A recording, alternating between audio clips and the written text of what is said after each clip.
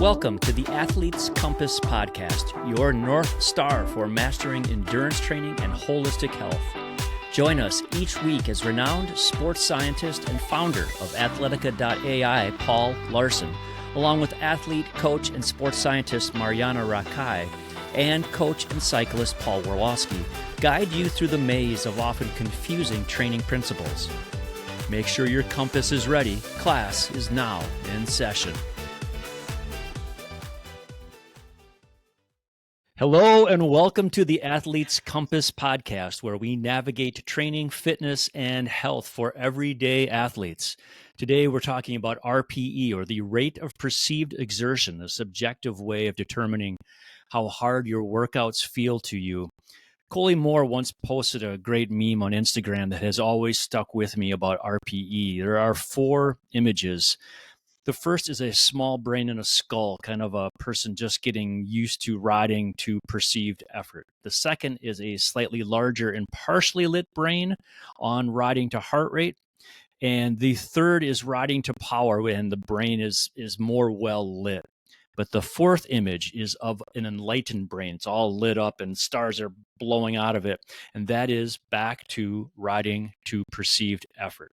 So what are the main benefits of riding or working out using RPE to monitor your intensity compared to other methods like heart rate or power? Sure. Yeah. So for me, and this kind of goes back to one of my main objectives when I'm coaching an athlete is I'm trying to teach, but I'm trying to teach feel, and it's such a hard thing to do and to grasp, and it really kind of, to me, it depicts really the meme or the image that you've just illustrated, Paul, and that's, you start out and you're trying to kind of do your best to ride to perceived effort, but you don't really have that feel for exercise yet. Heart rate gives you a little bit more insight. Power might give you even more insight, or pace. Putting them all together ultimately really brings the whole picture. But then, you kind of come full circle at the end of the day. And after you've grasped all that insight from all your different tools that you use and that we use on Athletica, you need to start trusting your feel again. And that is kind of like the holy grail once you nail that, once you've gone through that whole learning process. So, but just to kind of maybe step back for perceived effort, like it's a scale. This was first done by a fellow by the name of Borg, and I think it was papers 1980, 1982 from memory, and he basically came up with this 6 to 20 scale that corresponded, if you added a 0 to the end, and just imagine it being a scale of 60 to 200. Well, that's kind of the range of a typical 20-year-old's heart rate range, right? From 60 rest to 200 max. And really the scale kind of falls all along that, from, maximal at 200 or 20, and then down to rest or doing nothing at 60. And it just completely lines up. So that was the original scale of Borg's back in 1980. And then again, just to give you a little bit more history about it, Carl Foster, one of the first sport and exercise scientists that actually I almost feel like he was a father. Like, he took me under his wing. I met him at the American College of Sports Medicine conference in 1999 in Seattle, and I gave this crappy poster presentation, my very first one as a master's student, and it was on my experience in the race across America. And I collected a little bit of data on the 4 riders that did this team race across America.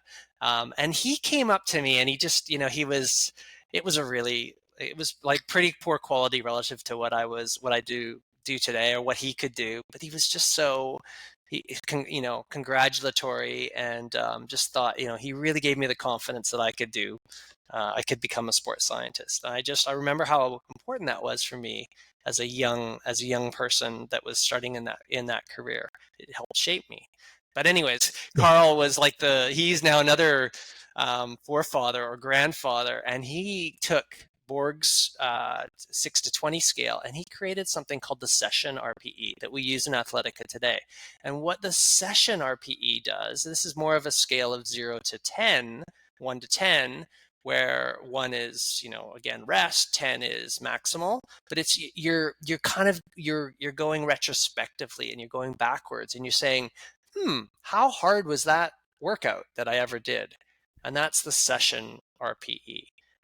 And that's important because we also use that to determine how much training load we actually occurred. And you can do the cool thing about what Carl Foster figured out, it was probably a bit of luck, but he just kept testing it, was that it works across any different sport. So for example, session RPE calculates load. It can calculate load of a strength training session. And it almost equates it to a session like Marjaana did the other day, where she did like a 30K ultra training run, which we might talk about later on. And but if you multiply the duration of that workout by the intensity of that workout, you get a really good load score. So we use that also in the back of Athletica as a bit of a backup, actually. So typically we're using a lot of the metrics that are on your watch, but often you will rate how that session felt at the end, and how hard that session was, and we'll use the duration of that session to just like Carl Foster did way back in, I forget when he was probably more in the 90s and stuff when he was doing the session RPE one. So I'm going off on many different tangents. I'm sorry, listener, but basically what I'm saying is developing your feel using rating of perceived exertion is a fantastic tool to both develop yourself and learn about, and also to monitor your own your training. Yeah, I for my athletes, I give them a chart to kind of learn what am I talking about RPE? Why am I always talking about RPE? So I give them this chart from from 0 to 10, and I'm trying to teach them, because when you're a new beginner and you just don't understand this concept. Like if you've never trained before, I remember, so this is going to reveal my age, but I remember when I started training to, compete and stuff, we didn't have power meters, or even a heart rate monitor was, it was pretty new. But before I got the huge, huge watch, one of the first Polar ones, it was just understanding the feel that we went by. And I remember many times I was skiing. I was a cross-country skier. So I was skiing, doing my base training. And sure enough, some 70-year-old guy, I would catch him, and then he would, of course they would let me pass, but then he would be stuck with me. So I was always annoyed by by those guys, because they would never just let go, which made me go faster because I wanted to drop them. So that totally ruined my session and his session, right? So that kind of led me to learn how to go by feel and leave the ego at the door. But yeah, if I can talk to about my 30K run, I think I actually didn't rate it correctly yesterday. I think I gave it 4, but if you ask me at 20K mark, it would have been 9, like from 0 to 10, because I was just up to 15K. It was okay. I was managing it, but from 15 to 20K, the boulder that I was pushing along, it just felt heavier and heavier. And 20K, I actually sent my coach a voice note, rationalizing why I should just walk home. So at that point, my RPE was probably 9. And the funny thing is that your mind is so powerful. And yesterday, I just needed permission from coach to, walk home and call it a day. Once I got that, I did not want to quit anymore. So I kept on going another 10K. Yeah, it was pretty cool. That's yeah. yeah. Back to the brain meme and stuff. It really is so mind influenced, right? Yeah, absolutely. Like your mind has such a power over what you can do. And that was like, and on the long runs or long rides, sometimes we just need to struggle through that and back yourself up with that. You can do hard things. Yeah. And I mean, again, we're going off on different tangents, but the number of times that's happened to me personally, and then with other athletes as well. It's like, one of the contexts is, well, just go start the workout. And you know what? If I'm still feeling bad after 10 or 20 minutes, I'll pull it, no problem. Let's pull the pin. But I mean, it's 9 times out of 10 that you start that 10 or 20 minutes and you're like, okay, yeah, I can do this. Like, yeah, no, I'm into this. Yeah. And it just changes the game. So there's a strange body mind connection, or who knows what kind of goes on. But like we go through, so just because there's a given moment of that exercise that might be different than another moment.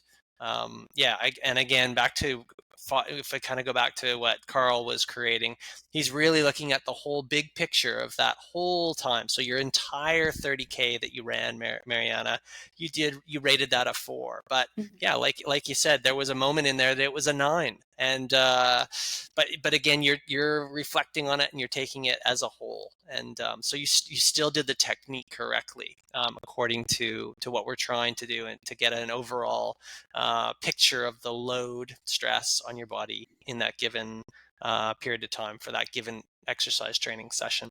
So there's a lot of limitations we've just identified through this talk, right? Like there's a big learning effect that kind of goes on. So if you're just starting into exercise training, you're going to have to realize that you're going to probably go through a learning process here, and maybe your judgment on this rating of perceived exertion might change as you develop over a year, or even 6 months or whatever as an athlete, and that's okay.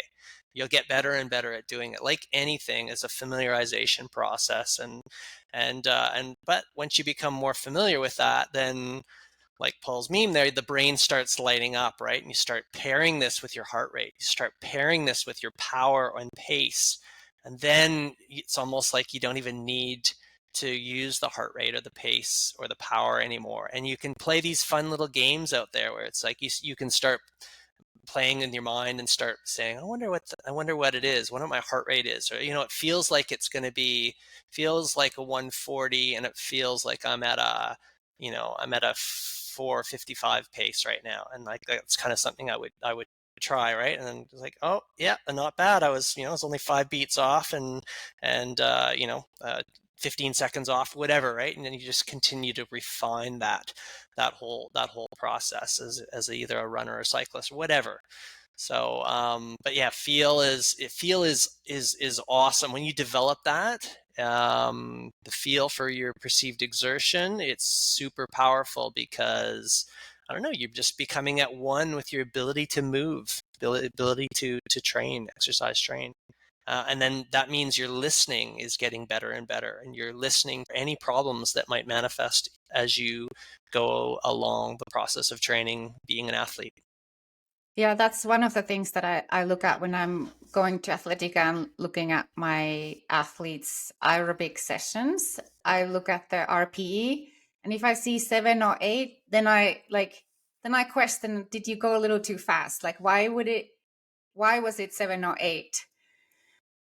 And then we have that discussion. And oftentimes I might, in addition to heart rate and power, I also describe by feel, so RPE, and I really try to encourage my athletes to understand what it is. I've ditched my bike computer because I have that feel after many years of, going by feel. Well, then how did the ride actually happen? You got to have a computer doing the I just have recording. my watch. Oh, I okay. just So have my there is watch. It's recording. All right, recording, all but right. I'm not like I don't have my bike computer, like ahead of me that I watch all the time. So was your long run? Did you have a certain purpose, or you talked about how your run was generally a 4, but there were certain times it felt like a 9. Was the purpose of your run just to get 30K in? Yeah. Would you have changed your run at all if you had said, I'm really feeling like a 9, and then I need to stop, as opposed to seeking permission? Does the purpose of your workout change given your RPE? Well, the purpose yesterday was to really get that 30K in because I had 3 weeks to marathon. So Yeah. if I had longer time, I would probably packed it in. But I feel like I really needed that 30K to build confidence that I can run marathon in 3 weeks. And at that 20K mark, it was more like a confidence killer. But at the end, it was a confidence builder. Okay. I managed to go through it. Somewhat part of these long runs, the purpose is to, teach us that we can do hard things and suffer through, because that's what marathon is going to be. Totally, right? Like imagine if you had pulled the pin at 9, when you're feeling your 9 level, and now you're speaking again today, right? You probably wouldn't feel as confident about going to the marathon, but now you've got 30K under your belt and feeling fine. Yeah. So you're probably pleased that you've got that in the both your body and mind. Yeah, totally. Yeah. Mm-hmm. So what's the practical application? So are we talking about just long endurance kind of training that we should we, or is it a just for strength training, just for your RPE is as hard as you can go kind of workouts? I mean, what's the practical application of how you do this during a workout? Yeah, I think it's the connection of the activity that you're doing. It doesn't matter the intensity or the duration, or any combination of the two. It's the integration of the mind, and how it feels, how hard that exercise feels. So it's your brain's interpretation of that workload, and lo and behold, the human brain is its own sort of barometer or monitor system outside of any of the technology that we kind of use. So we have to trust it. And this is there's been a number of studies that have shown that it's actually the superior method to a power, speed, pace, or heart rate monitor. That the brain, your mind, your interpretation, once trained, is wins out. Yeah, you can't we can't dismiss it. As much as us tech geeks with Athletica would love to say it's useless, it's far from it. We have to embrace it, and we do with Athletica. That's why we ask it. It's one of the fundamental things that we want you to learn, that we want you to train, and that we monitor in you when you're going through your process of training on Athletica. So you mentioned just now once they're trained, Paul. What do you mean by that? Do you use should we use power and heart rate and the data to help us essentially calibrate our RPE? I mean, how can we do that? Yeah, I think I think this calibration is always happening. So, like I know myself personally because I'm always monitoring, let's say in the context as I'm doing my cycle training, I'm always monitoring my power output on the bike and my heart rate, and I'm also monitoring session RPE and feel. And just as Athletica asks, like that's kind of what I do. So it just gets, it's always kind of a confirmation for me of what it was. They're not always linked like one-to-one direct. They can be a little bit off. Sometimes you're having a little bit more power relative to the exercise, the feel or RPE, and maybe that's a sign of adaptation, right? But that's kind of pretty cool when that happens. So and then likewise as well, maybe if power is a little bit lower or heart rate's a little bit higher, and heart RPE is high as well, then maybe that's the first indicator of, maybe I need to take a little bit more of a break or focus on getting a better sleep or doing any sort of recovery aspect to enhance that. So yeah. And I guess this really leads on also to our new innovation, which we're calling Workout Reserve. And Workout Reserve, this is, I can't emphasize to you guys just how excited I am with this. And it's a huge bias, obviously, because you want, you dream of innovations like this, and that you've got a, that you're contributing something new that's gonna take hold in the world. And but honestly, internally, like, and we got to give full credit to Andrea Zignoli, who this is his brainchild. But basically, this Workout Reserve number, very difficult to kind of almost describe simply. We have to link it. We ultimately have to link it to something that you would kind of equate. And we always, the hardest thing, or sorry, the closest thing is really this battery. And it's like, how much energy do you kind of have in your battery? Andrea doesn't really like that analogy, but it's the closest thing that we can kind of come to. But it's a mathematical construct that you get now in real time on your Garmin device. But it's like, basically you're looking at how much you have in the tank relative to what you've done in the past.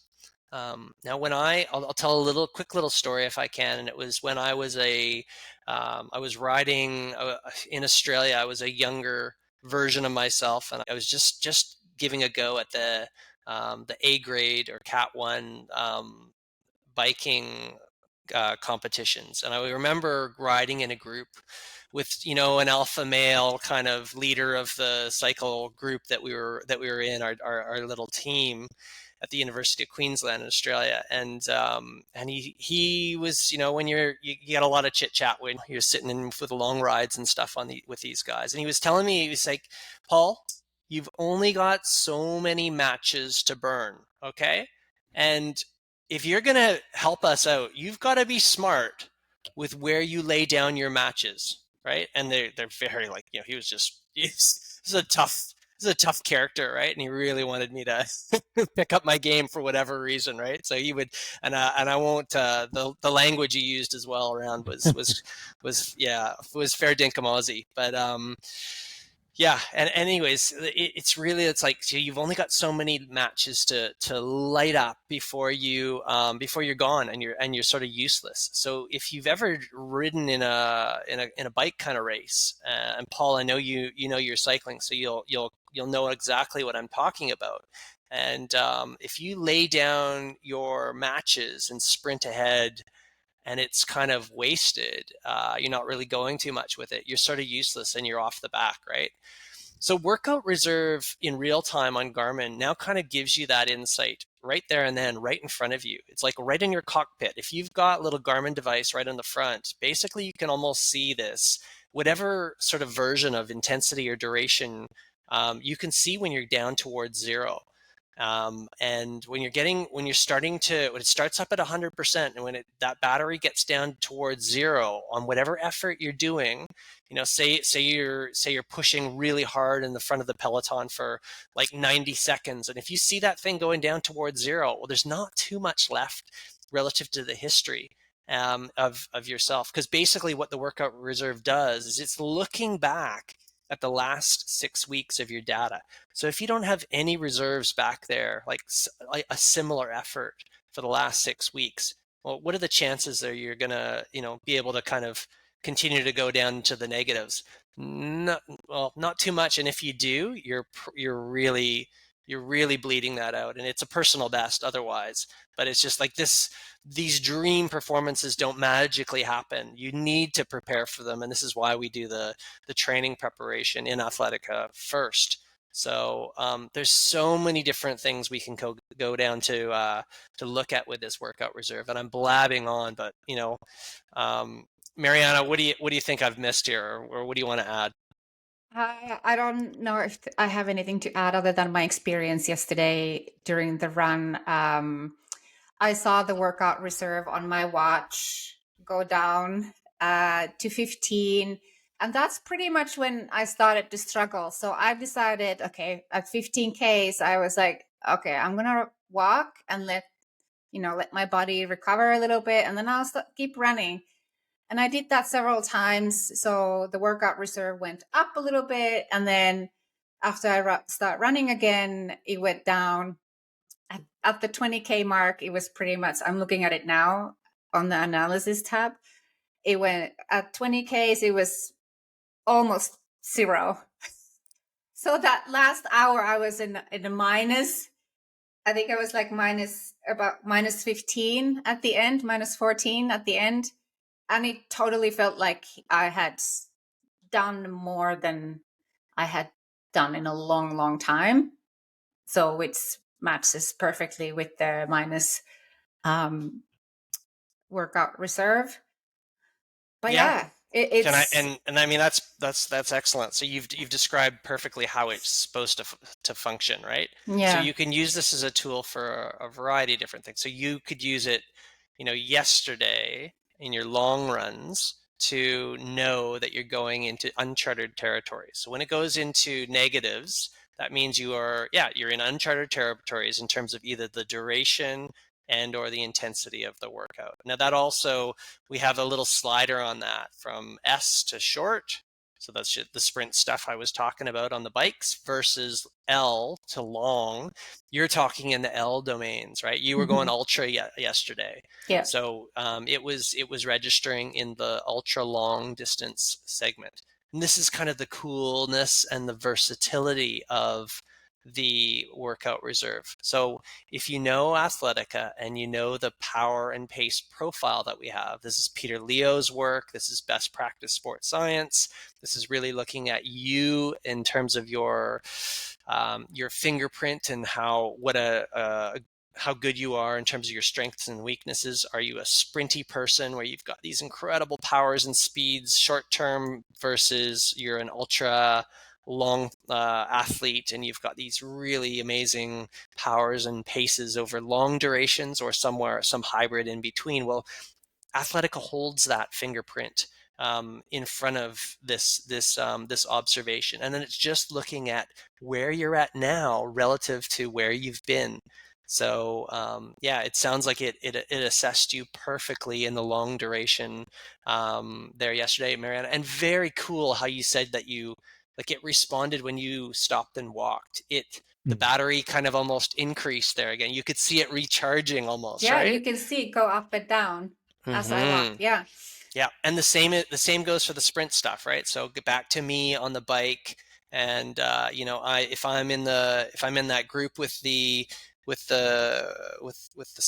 cyclists, and if I recover myself enough, then I can still be useful to the team and whatnot. But I've got that on board in real time, and new knowledge that's never been available before in terms of predicting how many matches that you've got either in the high intensity sector or in the long duration sector. So pretty cool.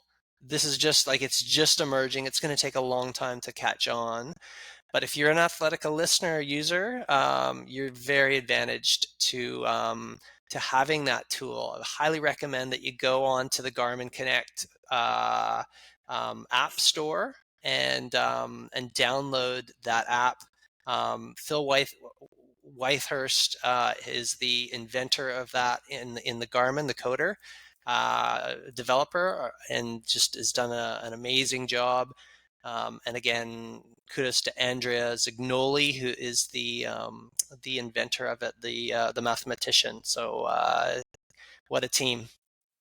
Yeah, it's quite incredible. I would just make a note that don't always try to PR.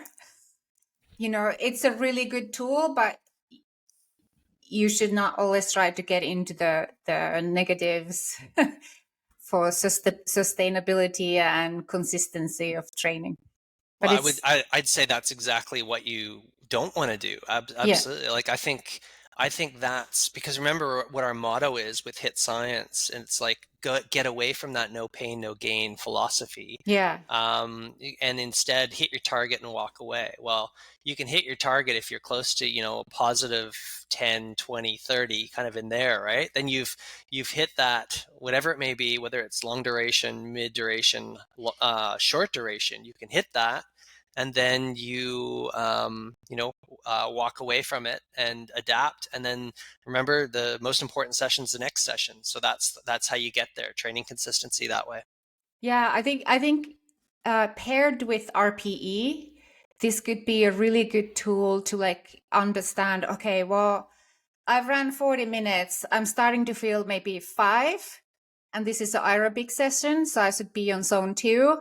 And then I'm looking at my workout reserve. Oh, it's hitting 20. Okay, maybe this is enough for me today.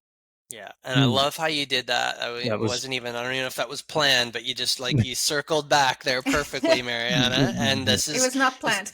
well, this is exactly how the two kind of equate, right? This is, yeah. So now you've sort of got this new tool. Remember, Paul started by illustrating that we had RPE, heart rate, power, back to RPE. Well, now you've got this extra mathematical calculation in your workout reserve that's kind of in there as well, that's also kind of circling around and also incorporated with feel too. So it's like, okay, how's my feel sort of relating to how much I've actually depleted? So we've got this brand new tool in there. And I hope I'm not confusing you, the listener. I hope it's exciting you to want to learn more. And believe me, we're going to come back to this one many, many, many times, I believe, because and to talk about workout reserve. It's literally just appearing right now as we speak.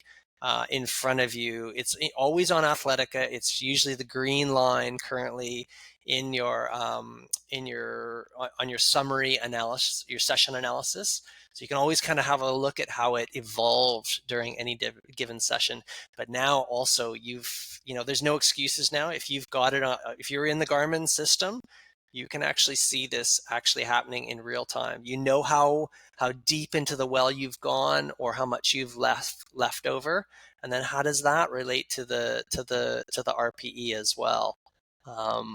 So yeah, hopefully that stimulates a lot of thought and hopefully a lot of excitement. I'm certainly excited about it. And it's only available in Athletica. For now. for now, I will say that we're very much science driven, and I will say that Andrea, Philly, and myself, we've this is currently in review at the Journal of Applied Physiology, which is the top journal. So we want to be open and transparent. We don't like the black box thinking. We want to protect some things within Athletica, but this is quite open science. So we pride ourselves on that. We're not holding any secrets or anything. So this is available also to students and in all of the sports sciences, all the math departments that actually want to try to leverage on top of this, because it won't be the last thing, right? So science is always kind of building on itself, and we want this to be a contribution for all. So we have RPE, heart rate, power, workout reserve, all contributing to our sense of how intense something is. And we can use heart rate, use RPE to kind of monitor our session, but we can also use the session RPE to look back on a particular workout. Is this, or can this be related to HRV and all? We've talked about HRV in several past episodes. How does that fit in? Yeah, no, I think I'm glad you brought that up, Paul, because these do get confused sometimes. And when we look at, so what we've been talking about really, RPE is it's a hybrid model. So remember, you've got these external things that are happening, and you've got these internal things that are happening. So when we talk about external things, they're away from the body. So things like your power output, how fast you're moving. These are, we're quantifying how much load is happening. It's predicted to be happening outside of you. Now, when you go inside the person, you're looking at their heart rate. When you're looking at rating of perceived exertion, you're asking your brain to interpret. So it's really more of an internal load marker, right? And then, back to workout reserve, we're just measuring this outside, right? So it's outside the body. This is an external marker. And now you just asked about heart rate variability. We're back inside, and it's usually a load response. So how am I responding to that external load? And typically we look at the we look at the heart rate variability the next day, right? We usually look at it, or we look at it across the night. We usually look at a nocturnal evening reading, and it's how did I respond to that work, right? So think of Marjaana's case. She ran 30K yesterday. She had a minimum workout reserve of, I forget what it was, -15 or something, right? Around there.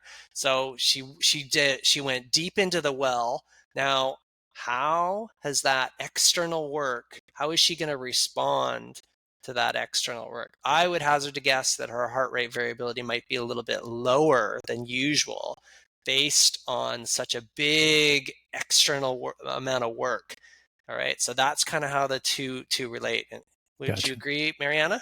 Yeah, it was lower, but it was actually within range, which surprised me. That's good. That's fitness. And that's exactly. And that's what you want to see, right? So you want to see, but you could see the opposite. And then that's what you see. And then I really went deep in that. And this is where heart rate variability is so cool, because other life circumstances kind of come in and also contribute. Did I do that in the heat? Did I do that at altitude? Am I having them, is there family emotional things or whatever it may be, that food, nutrition, all these sorts of things affecting it too. So it's a holistic load response marker. All right. Here are 3 things that I have learned today about using RPE to monitor intensity. And this is some really interesting things that I hadn't thought of. But number 1, RPE is a perception to develop your own thinking and monitoring your training load. Number 2, you can use data, heart rate, power, your workout reserve on Athletica to validate, in a way, align your RPE. But in the end, number 3, this is what both Paul and Marjaana said that I thought was really interesting. It's a tool to help integrate your mind and your brain's interpretation into it, so that it can teach you that you can do hard things, that even though you're at a 9 or a 10 and it feels like it's impossible, you can still do it. And I think that's a really cool way of thinking about your RPE, and as a way of judging and interpreting what your training load has been. That is all for this week. Thank you for listening, and join us next week for the Athlete's Compass.